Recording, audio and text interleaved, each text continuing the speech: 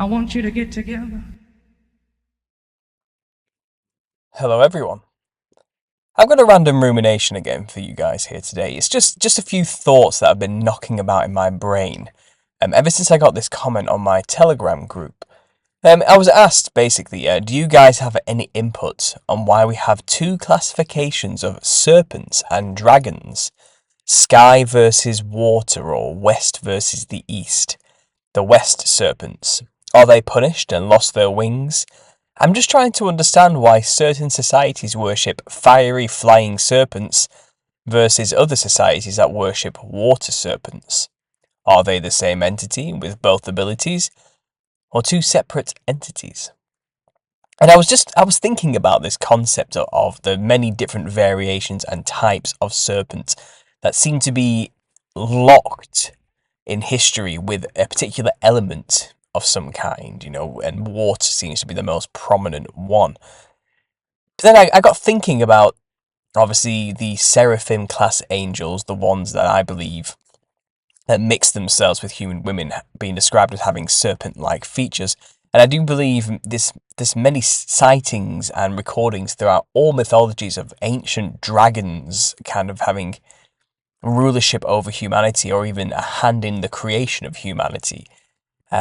Just being a synonymous analogue, let's say, with the story of fallen angels, or angels in general, being involved in creation, being a part of creation, and also actually, in some way, manifesting physically in the form of giant snakes of some kind. But that wasn't the thing that got me interested. What got me interested is considering just the relationship an angel actually has with creation in some way. Now, I'm not here to say, that dragons created anything, that the fallen angels helped God make stuff. I don't think that's really the case. I do think God made everything, And I think the relationship an angel has to creation is something a bit more akin to they are a part of the creation and help maintain it, in a sense. It's not that they created it, but they are melded in within specific aspects of creation and make it happen, if you get what I mean. And I was just thinking, I pulled up a few quotes, a few examples, just to try and clarify this bizarre thought I've got going in my mind, because I do think there's something to this. So, first of all, if we talk about the idea of dragons and angels being the same thing in history, if we go through the Book of Enoch's account, it explains a story of, obviously, angels coming down to Mount Hermon and kind of making this pact with one another to do this thing, which is going to corrupt all of creation. And they're kind of like saying to each other, we have to stick together on this. We know we're going to get punished for it, but we're going to do it anyway. To paraphrase, that's basically what was going on. I think Azazel said something like, I fear you won't do this thing with me. Let's make a pact now, like a deal now that we all agree we're going to do it together and suffer the consequences together. And I thought it was curious because I found a similar story in the Chinese mythology of the four dragons. Now, I'll read briefly here, but the Chinese myth of the four dragons, they are the four dragons who are of the sea. We have the black, the yellow, the long, and the pearl dragon. So, but the story goes basically summarized that they saw that the people needed rain.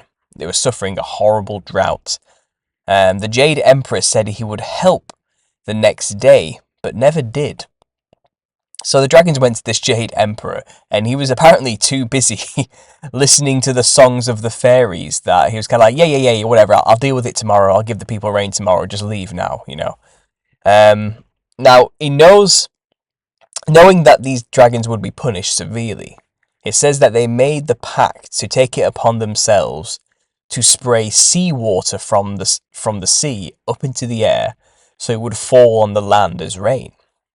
And after hearing this act of insolence, the Jade Emperor was basically the sea god snitched on them, is what I'm gathering here, and told the Jade Emperor, these dragons are They're leaving their allotted place and they're making rain happen. And that's in your domain. That's your control. It's not up to them.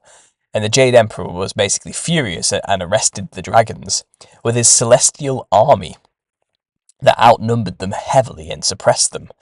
And then he decided to imprison the 4 dragons, each under a mountain of their own, using the mountain god's power to lift them. So there was a god for the mountains, there was a god of the sea, there were these bizarre dragons that were sea serpents of some kind that had their own classifications of black, yellow, long, and pearl. And they chose to go against the god's diktat, and, well, I suppose, give humans water is one way you could politely interpret this, but the symbology of bringing divine essence or water down from the heavens to the dry earth to create life seems like a more of a paralleled metaphor for the mixing of the heaven with the earthly. So the mixing of the fallen angels with the human women, which is what Enoch blatantly just says it is. I feel like this is the same story. These dragons made a pact to go against God's commands and plan. They left their allotted place and they began to spray water, down to earth and mix that with the earth in a way that went against the plan of God himself, who's called the Jade Emperor in this obviously Chinese interpretation. And it just, like I said, I just see these strange parallels between the Book of Enoch. The angels made a pact to do this thing that they knew would annoy God, just as these 4 dragons did. The symbol of bringing water to earth, is just the same as bringing their angelic nature and mixing it with mankind and humanity in the earthly realm. Just fascinating in that respect, that there's parallels there with the story of the dragons and the story of the angels. So it says here, in the story as well, other earthbound gods of a sort, like a mountain god or a sea god, were involved in taking them down. And it implies to me in this story alone that dragons were linked with specific geographical places and elements of some kind. Because even in this story, if I actually read the proper story, because I summarised it quickly there, but the language is interesting in this little fairy tale myth they've got. It says that they were playing in the clouds, playing hide and seek, when they saw people obviously praying, begging for water.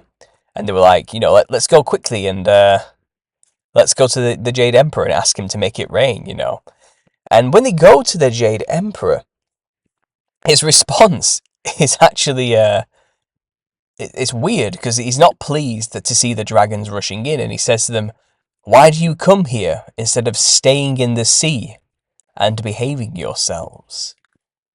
Okay, so bear that in mind, these dragons are supposed to be in the sea in some way, and if they are angels, then obviously they're divine, interdimensional, heavenly beings, that should be involved with, in this scenario, if they are seraphim, serpent angels, they should be involved with maintaining the functions of the sea, perhaps currents or waves or things like that, that they have some role to play within it, the fate of these dragons after they went under the mountain was to become rivers. They became the 4 great rivers of China, it says, named after them. So this link with lakes, rivers, specific deities attached to specific geographical earthly type elements and locations is just fascinating. And like I said, my theory seems to be that this was the point of angels, that they have a job to play in creation. I think it said that the wheels and the cherubim, or was it perhaps not the cherubim, perhaps it was the wheels, I forget now, described in Ezekiel. But they held up the firmament with their wings, which is an interesting concept, isn't it? That's their job to play. The angels that were created as living creatures to play a role in supporting the structure of Earth itself, It's not that they created Earth or anything, but they are an integral part of the creation and making it happen, which is quite interesting. So remember, I'm not trying to take glory away from the creator of God himself and give it to the angels. It's that they have a job to play. That was given to them by God, because the angels are created beings themselves. They weren't born necessarily. So if I go back to some other random writings I have on this, for example, we have this phenomena of the wandering stars as well. I find it interesting because in Jude, it talks about the wandering stars who would be punished in eternal darkness. But he also talks about these wandering stars along with things like autumn trees that bear no fruit or clouds that don't have any rain, as though these things are run by spirits and aren't working correctly because the thing that should be making it happen has left in their role. It's like the angels have left, and now there are trees that bear no fruit of a specific kind, and there are now clouds in the skies that aren't functioning properly and dropping rain. And it's saying here, in Jude, it talks earlier before mentioning this of angels who did not keep their own domain but deserted their proper dwelling place. And that he has kept them and that God has kept them in eternal bonds under deep gloom for the judgment of the great day. And this seems like it's also referring to the angels who mated with humans who left their proper estate, their role as watchers. So this is a clear reference to Enoch, because this is what Jude was making a reference to, because it basically says the same thing. So if I quote Enoch here, it says, "And I saw a deep abyss with columns of heavenly fire, and among them I saw columns of fire fall, which were beyond measure alike towards the height and towards the depth. And beyond that abyss I saw a place that had no firmament of the heaven above, and no firmly founded earth beneath it. There was no water upon it, and no birds, but it was a waste and a horrible place." So he's describing a vision here he has while being taken through the heavenly realms of this void, this strange place that has nothing within it, and it's like kind of a horrible, dreadful emptiness. Then he goes on to say, "I saw there 7 stars like great burning mountains, and to me, when I inquired regarding them, the angel said, 'This place is the end of heaven and earth. This has become a prison for the stars and the hosts of heaven. And the stars which roll over the fire are they which have transgressed the commandment of the Lord in the beginning of their rising, because they did not come forth at their appointed times. And he is wroth with them, and bound them till the time when their guilt should be consummated for 10,000 years. And Uriel said to me, Here shall stand the angels who have connected themselves with women, and their spirits, assuming many different forms, are defiling mankind, and shall lead them astray into sacrificing to demons as gods.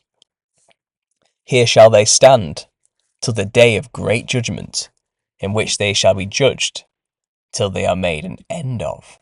So first of all, he talks about this prison, this place, specifically for the stars that left their allotted place and began to wander.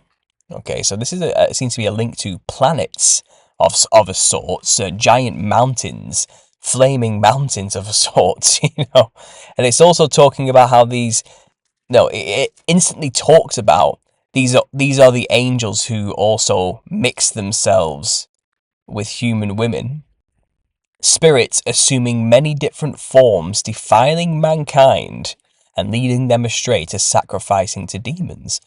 So these are shape-shifting entities. They don't necessarily...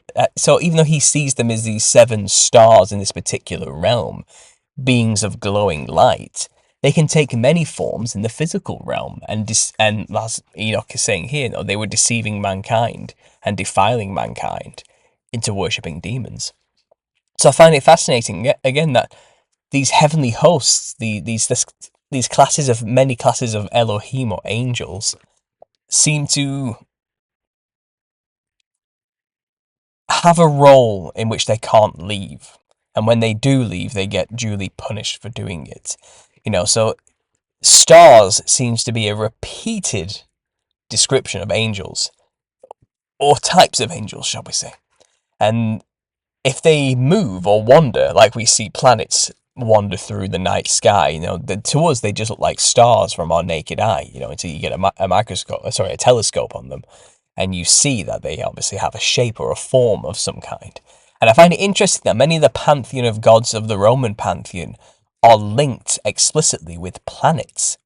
And I think it's just interesting that perhaps, what if, the many roles these seraphim angels played who did move and leave their allotted place to come and corrupt mankind and mix themselves with them? What if their role was originally just to be stars in the sky, which is a part of creation, and they had to stay in their spot and make the light shine, basically. But some of them didn't. They came to Earth. And I think it even says, the stars fell, a third of the stars fell from heaven in the end times in Revelations. I'm sure it says somewhere about that. So it's interesting, what we consider, from a obviously heliocentric point of view, that these are millions of miles away objects, but they're actually angels in the heavens projecting their light to maintain their role in creation as star number whatever. They all have their own names basically, but they have a place they're supposed to be. And I just found it interesting that I think this original question, at the beginning, of why do we have sea serpents and then fiery sky serpents, why do we have these classifications and differences, I think has a lot to do with were the angels that they are, because that's what they are. They're just angels manifested physically in the form of serpents in the sky, giant serpent gods. That seems to be their physical manifestation. The reason they seem to have watery elemental features or fiery sky elemental features is because they were originally assigned to a specific elemental role within the creation. To be those who control whirlpools or torrents or streams or rivers, or perhaps, currents in the sea and the motions of hurricanes in the sky, for example, and rain. A lot of these serpent gods in history are linked explicitly with rain and fertility and making water come down from the sky. And then you have the fiery sky serpents, like the feathered serpents, of Quetzalcoatl, for example. I mean, if you go to the Americas, they have numerous different names for these feathered serpents. Their architecture of Mesoamerica is just full of feathery giant serpent monsters. They're obsessed with them, and they have many names. So if I can get them up here, for example, we've got in Mesoamerican religions, Quetzalcoatl is among the Aztecs. It's Kukulkan for the Yucatec Maya, and it's Cucumats and Tohil among the Quiche Maya. So they have their own names to describe these same monsters. In Romania, for example, the Solomonari ride dragons, and they're like a breed of human hybrid serpent beings of some kind that have the ability to ride on the back of fire-breathing dragons. Fiery flying serpent is what the word seraph is used for when described in the Bible. I think in Isaiah it's mentioned 4 times, and the word is used to describe a fiery flying serpent, seraph, which obviously we get the name seraphim for the particular class of angel that came down to earth and corrupted mankind. One of the highest classes of angels who were supposed to be next to the throne of God singing holy, holy, holy, supposedly. But instead they left their place where they were supposed to play a role and came down to earth and mixed, And it's not just the seraphim who were part of that rebellion. I mean, the Watchers had a job too. And they were supposed to keep an eye on mankind and nurture them and look after them, but instead they abused them and became gods over them, and some of them, 200 of them, had sex with them, basically, and did everything wrong. And when we say watchers, I don't necessarily think that may have been that they were just there literally looking at them, watching them on top of mountains or something, although maybe that was happening in some cases. But perhaps they were serpents in the sky, keeping an eye from above, or maybe they were in spiritual nature. They were the mountains, like the mountain god mentioned in this Chinese myth, this ability to move mountains instantaneously. And that was their role, that they control stone specifically, that element, that prospect of the idea of creation, that one minute specific part of creation, rock and stone and mountains. Well, that was the domain of specific angels. And like I said, in this story from China, the mountain god is the one that punished these other dragons who left their allotted place, And it was the sea god, one of the sea gods, who grasped them in and went to God and told them what they were doing and what they were up to. I just find it fascinating that there's this intrinsic link between angels, or as they're described in other cultures, dragons, having a elemental purpose. They had a purpose, and a place they needed to be, and to break that role, to move from their allotted place, well, they suffer great consequences, and it's just fascinating. Because there's another verse here from Enoch, which was further on about the tablets, which Enoch was writing. And it says here, Uriel answered and said to me, Behold, I have shown thee everything, Enoch, and I have revealed everything to thee, that thou shouldst see the sun and the moon, and the leaders of the stars of the heaven, and all those who turn them, their tasks and times and departures. So it's like talking about, there's leaders and hierarchies through all these stars, and there's people that are keeping them in line and making sure they're doing the job, and they have their tasks and specific times, places they need to be, their departures. They can't leave them. They have to stick to the rule, to the pattern, to the turnings. But they're conscious. They aren't just dull objects, they aren't this emptiness, they aren't just soulless, empty rocks, let's say, or burning fires that have no spirit to them. They are living creatures. They are angels. And that just makes reality seem a lot more trippy when you realize that, that all of creation is alive, literally with a consciousness of a sort. And this is one of the many classes of angels that we have. Each have their own kind of role within it, and the seraphim are just one particular class, which seem to manifest as dragons, is what I'm noticing. That's why they're called the seraphim. That's why they have the seraph Hebrew word in their name to denote fiery serpent. And it's just interesting that we have all these stories around the earth of dragons ruling over mankind, but they seemed like they were just one specific class of angel who had a role. They had a place that they left where they should have been. As the Jade Emperor said in this Chinese thing, why have you left the sea where you should be? Why have you come to me? I'm angry about this. But yeah, if we go back to this verse in Enoch, it says, In the days of the sinners the year shall be shortened, and their seed shall be tardy in their lands and fields.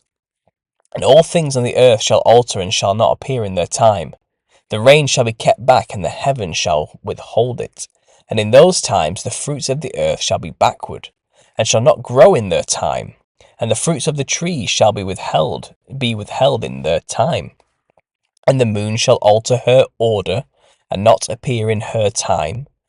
And those days the sun shall be seen, and he shall journey in the evening on the extremity of the great chariots in the west, and shall shine more brightly than accords with the order of light. So it's saying here, in this weird period of time where everything will go horribly wrong and the land will be rife with sin, maybe this might even be the antediluvian period it's talking about. It might not even be talking about a future time where we're about, it might be talking about just before the flood, when a major form of corruption is happening.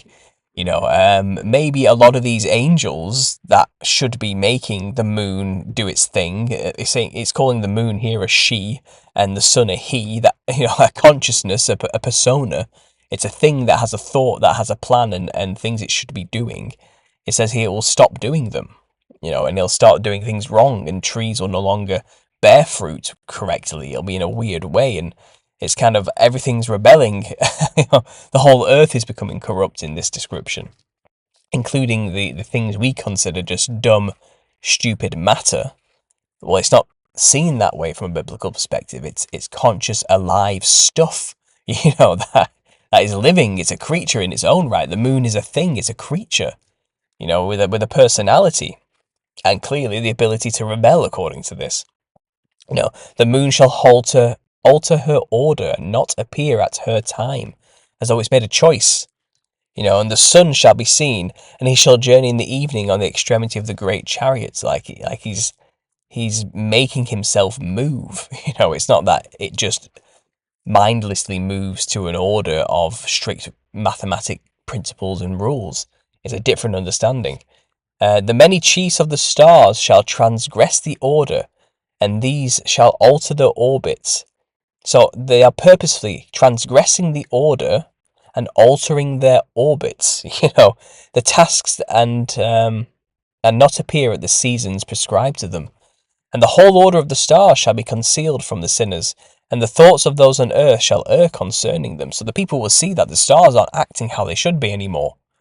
It was so predictable up until now. We knew the orders of them and where they should be in the times, but now they're all over the place, moving randomly and swimming through the air. They're not doing what they should be, and people then start to think they're gods, which in a way, they're not gods, but they are angels. They're divine beings. They are conscious divine creations of God. They weren't just empty, stupid, dumb rocks or balls of fire like many people on earth assume they are. They're living creatures with the ability to rebel and leave the place they should be. So it's just interesting. I think this does answer that question of why do we have different elemental dragons throughout history? What's the deal with this? It's because they all are angels, as we call them, or these creatures created by God, the heavenly hosts, and the many, many classes of heavenly hosts that exist. Well, they make creation. They are creation, they are things within the creation. They are the torrents of the sea, the winds that blow, the clouds that make the rain, the stars that shine in the heavens. They are the things that hold up the firmament and possibly even are the firmaments that make it happen. They are the glass, they are everything. They are the grass, they are the mud, they are the seeds, they are the things that happen. Everything's alive and connected and being made by God. Obviously, these things are all made by God, and they are commanded to act in a specific way by God. And it seems like in this end time prediction that this book of Enoch talks about, that in this mass rebellion of the heavens, the third of the heavenly hosts rebelled against God. So a third of the creation of God and the thing we live within that we call Earth starts to go haywire. Stars start swimming around rather than being where they should be.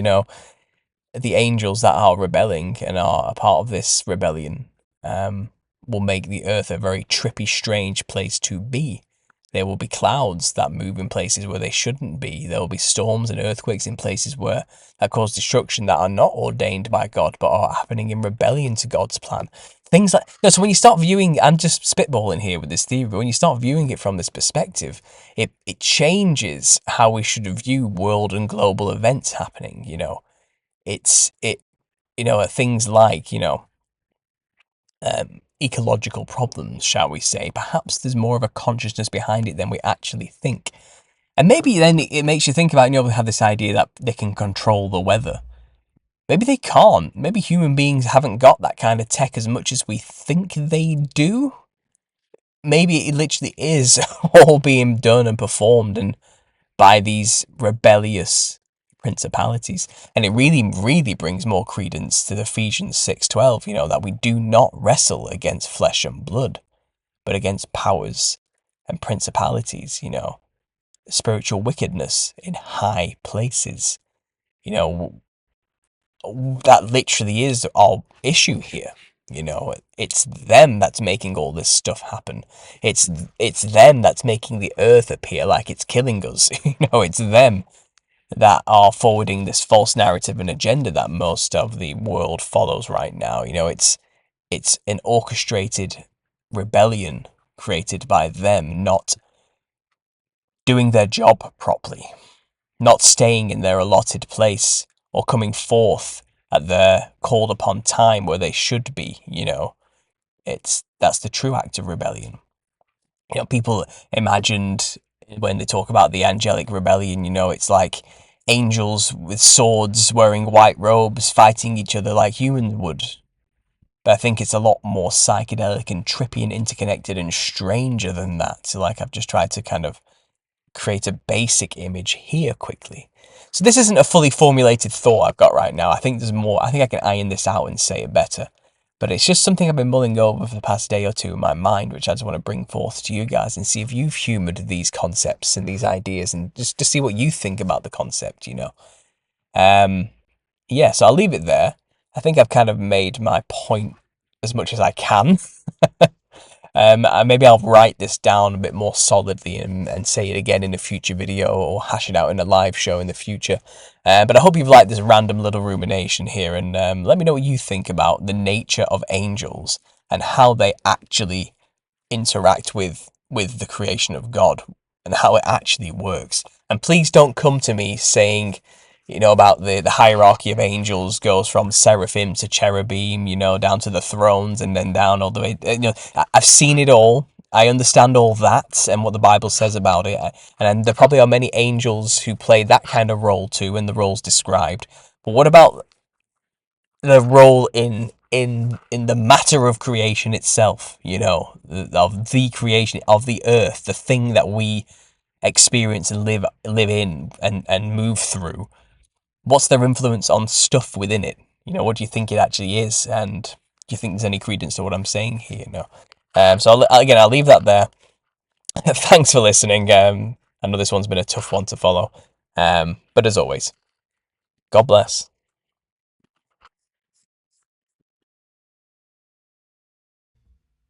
I want you to get together